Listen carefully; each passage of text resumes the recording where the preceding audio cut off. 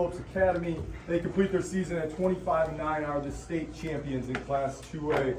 With us, head coach Paris Martin and 5 of the Wildcats. Coach, we know how basketball is religion in Chicago public schools. What does it mean to leave your mark here and win a title? Man, today, the words, man, I can't even express them either. Like I said, these boys have been working all year since they came together. And I would say that I feel that Chicago as a whole, like speaking on other coaches and other programs in the city, that kids just need an opportunity to play. You know, I just feel they all need an opportunity to play. If you look at these guys that's all up here, I inherited all these guys from coaches and programs that they didn't believe in their talents and skill sets. So I did my best to bring them all together, make them band as a family, and hey, we got us a state title. And I told them all, if they all believe within each other, we can get us a state title this year. By them all being young, you know, a lot of people say, you know, that you need time to, they need time to develop and get it together. But with these guys having high GPAs, you know, they're student athletes as well. You know, we averaging a 3.3 across the whole board of the program. That's freshman and varsity. These guys here, like I said, man, I'm just so proud to be a part of everything, every legacy that they're building for themselves, and to bring it back to Chicago public schools. Questions for Phillips. Coach, how does it feel now that you have joined the echelon of coaches in the Chicago Public League to have won state titles on Robert Smith, Tyrone Slaughter, Mike Oliver, to name a few? Well, I don't want to say it like too, trying to be as modest as I can. I feel that I'm excited. You know, the moment is still surreal to me. I got to take a couple of days to soak it in to realize exactly what I just did. What we did as a family in such a short time. So my second year coaching high school basketball. So I give myself, like I said, a lot of credit. I have to give some more dedication. If you look to the left of me, I have my coaching staff here as well. I have a Keon Joyner. This kid here actually played for me. So he's my head JV coach. Michael Wallace, he's a long friend of mine. We grew up together. And Scott, he grew up in the same neighborhood that we was born and raised in, right on 43rd and State Street, at Robert Taylor Homes. So that right there in itself is just to show that everybody just needs opportunity. If the opportunity is presented, they take it and have fun with it and build off of that. Elijah, I know you missed some time in the playoffs. What does it mean for you to come back and contribute in the state tournament like this? I mean a lot. These guys are my brothers.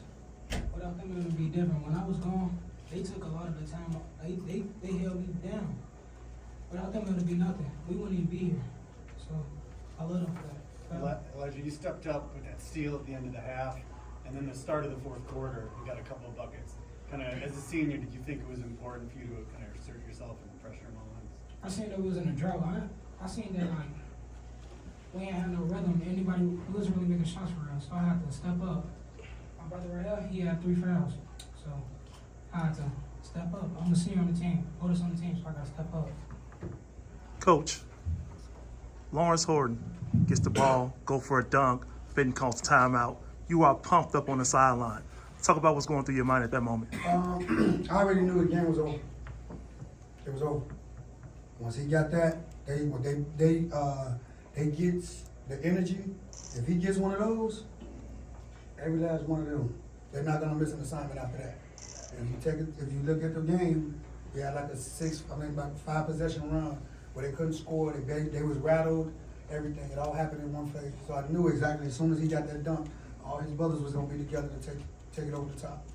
EJ, when you saw Elijah step up while you were on the bench with the 3 fouls, what did that mean, for the team, and how did that help pick you up a little bit too? It meant a lot. I told him his time was coming and we was gonna need him. And at the time, I was in foul trouble, and we had the next person had to step up, and he stepped up and just played hard, played poised, and made the great plays. Coach, can you talk a little bit about about how you defended Tedeschi and that kind of? Oh, yes, we have watched some film on him. My head assistant coach, Keon Joyner, is right there to the left of me. He watched like 5 games on him. I watched 1. I said the boy was good. He couldn't. I said, do not leave him open. He's a knockdown shooter. We couldn't leave him open. We knew to blitz the screen off of 10 because he's a right-handed. He's dominated with his right hand. He really can't make plays going to the left a little bit. So Coach Keon came in with more addition to our scouting report this morning and was like, we're not leaving him at all. So if we blitz it, it's a show and go. That's it. EJ, seems like the last few games, and I've been to a few of them since the super sectional, seems like there is a time where y'all just ramp up the D and just go on like an 8 to 10 to nothing run. What mindset do y'all have when to know when to just really ramp it up? When we go in the drought and we all huddle up, since playoffs, we've been talking, not the coaches, just the players as one. We've been talking together, communicating. So when we go in the drought, we communicate we got to pick it up, and especially on defense. Defense win games, and that's what we did. We played defense. EJ, after the first dunk that didn't go so well, they got a technical. What was going through your mind at the second? You think maybe I shouldn't do it, or kind of what take us through that play? It surprised me, but I was like, I just move on to the next play. We got better things to worry about. So what were you thinking on the big one on the last dunk? When I dunked him? Yeah. It was a 2-on-1, and my brother Phoenix, he swung it to me, and I seen him. He was hesitant. So I'm like, I'm gonna just rise up on him, and when I did, it went in. And we've been talking about before the game. I was gonna try it, and I had the opportunity, and it went in. We haven't seen all of EJ's dunks this year. Where would you rate that one? Was it top tier, or what did you think? Out of all the bodies I've seen EJ Horton catch, I think that was about like number 4.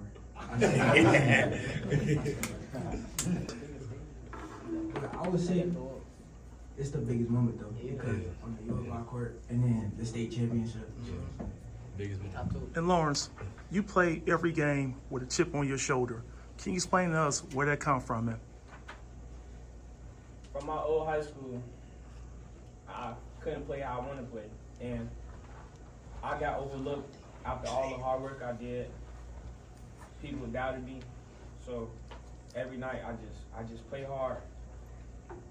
My papa, he came here to watch me play, so I just think about him, and I play hard every game. My mama, I just want her to retire one day. My whole family to just be able to watch me on TV and play. So every night I just come out and just give 110. Time for about 2 more. Coach, you talked about the strength of your schedule throughout the year to get you guys prepared for this postseason run. Yes, I'm gonna when I get back and give me some rest, I'm gonna call my athletic director. I'm gonna take him out for a dinner, and then I'm gonna leave him on Lake Michigan because he set me up for a gauntlet. I came out to Quincy, which they was ranked like 3 or something like that early on in the state. And my conference alone with Simeon, Curie, Kenwood, all top 25 teams coming to Lincoln Park, Hyde Park. That was a gauntlet coming out. It was, like I said, we ended up managing. I think we came out 5-6 after it, and from there we've been like 18-2 since, including with the state. 19-2 since we came out of the DeKalb tournament. So from there, like I said, we're here now, state champs. Is there a last question? Yeah, Mari, your first season here, and now you're state champion. Yes. Talk about just kind of the journey here at Phillips and what it's been like so far for you. It's been a cool little journey. We started off kind of rough because we had a tough schedule, but I think that prepared us for the state run. And our city run, we finished in the Final Four. We did good in that. But I feel like our schedule just prepared us pretty much. And, it's a blessing.